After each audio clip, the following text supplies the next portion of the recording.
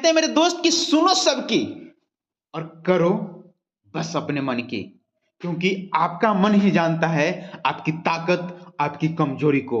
दोस्त, जैन धर्म से रिलेटेड आज का पहला सवाल है कि जैन धर्म में कुल कितने तीर्थंकर हुए हैं? तो जैन धर्म में कुल 24 तीर्थंकर हुए हैं, जिसमें से पहले तीर्थंकर ऋषभदेव और 24वें तीर्थंकर यानी आखिरी तीर्थंकर महावीर स्वामी हुए। नेक्स्ट, कल्पसूत्र किस धर्म की ग्रंथ है?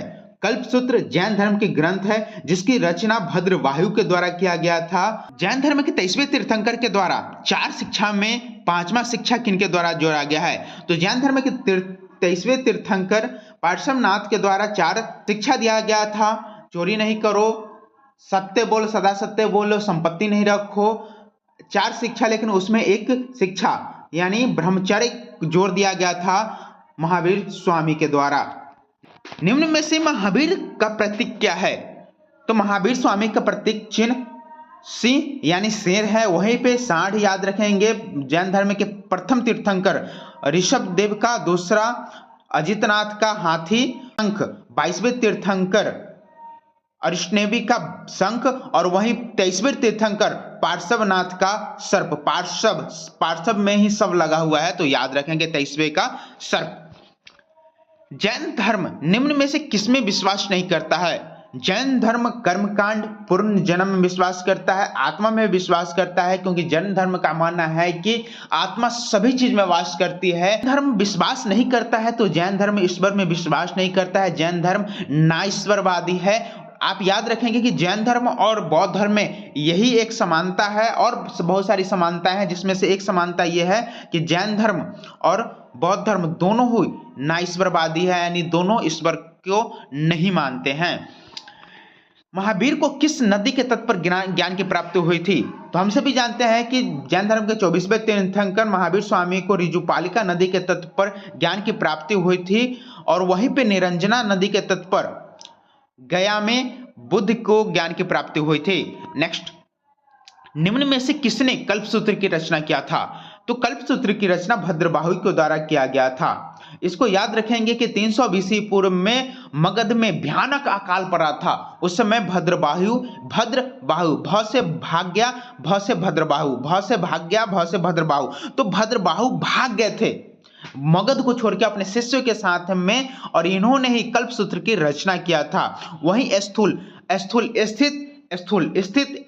यानी स्थूल भद्र जब अकाल पड़ा था तो वो स्थिर रह गए थे, पटना में ही रह गए थे, मगध में ही रह गए थे, और 300 बीसी में स्थूल भद्र के द्वारा ही याद रखेंगे जैन संगति, पहली जैन संगति किया गया था। तो याद रखेंगे कि पहली जैन संगति के अध्यक्ष स्थूलभद्र थे।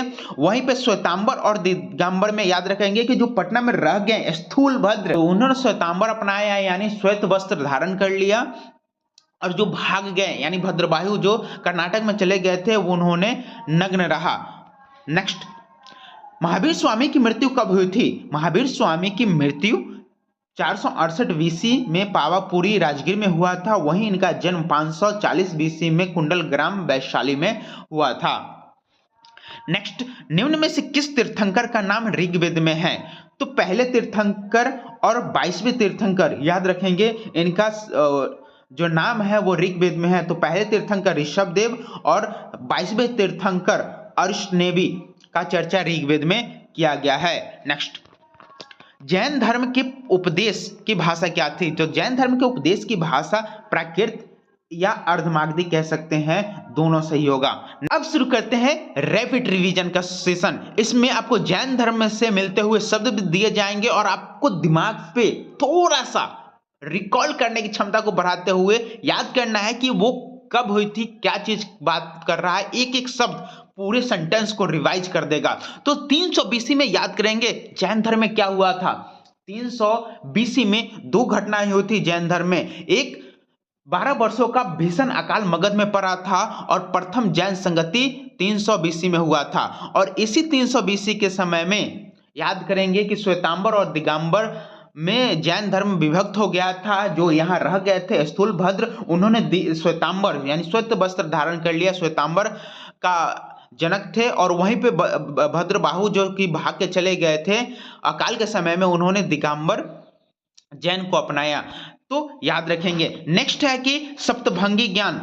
सप्तभंगी ज्ञान जिन्हें अनेकावाद या छायावाद के नाम से जाना जाता है, ये मूल सिद्धांत है जैन धर्म का, याद रखेंगे। जैन धर्म का धार्मिक सिद्धांत जो है वो सांख्य दर्शन पे आधारित है।